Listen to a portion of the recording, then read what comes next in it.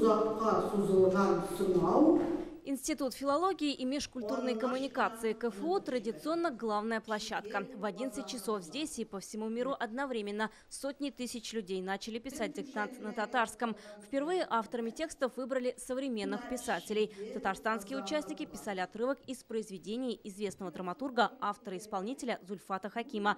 «Бір сағат ішінде неше мезгіл бар екен». Сколько моментов есть в одном часе. Я участвую в этой акции с самого начала, с 2016 года, когда училась в школе. И сейчас я участвую, потому что татарский язык – это мой родной язык, и хочется проверить свои знания, поучаствовать и показать всем, что не нужно забывать свой родной язык, нужно его учить. В этом году я считаю, что текст был очень современный, очень актуальный и даже несложный. Татарский мой родной язык, я его овладею только разговорным, можно сказать. Но я постаралась, чтобы я хотя бы проверю свои знания. Вчера узнала в новостях я на ТНВ, я говорю, пойду.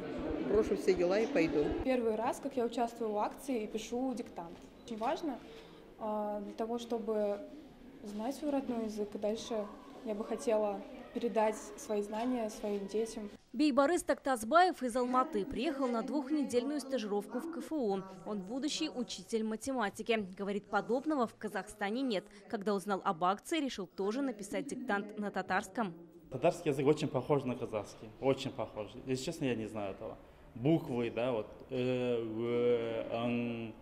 там, что еще. Ну, вот, когда, в принципе, я читаю тексты вот, на улице, как бы все надписи понятно, да. То есть смысл там сразу понять.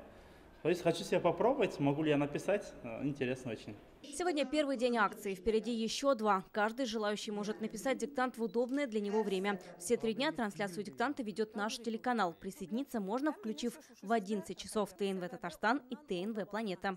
Появился формат написания на клавиатуре, то есть через смартфон, через планшеты, через компьютеры, то есть кому как удобно может зайти, если у него нет возможности прийти на площадку. После диктанта традиционно участники все вместе поют гимн татарского народа «И Тугантель» на слова Габдуллы Тукая.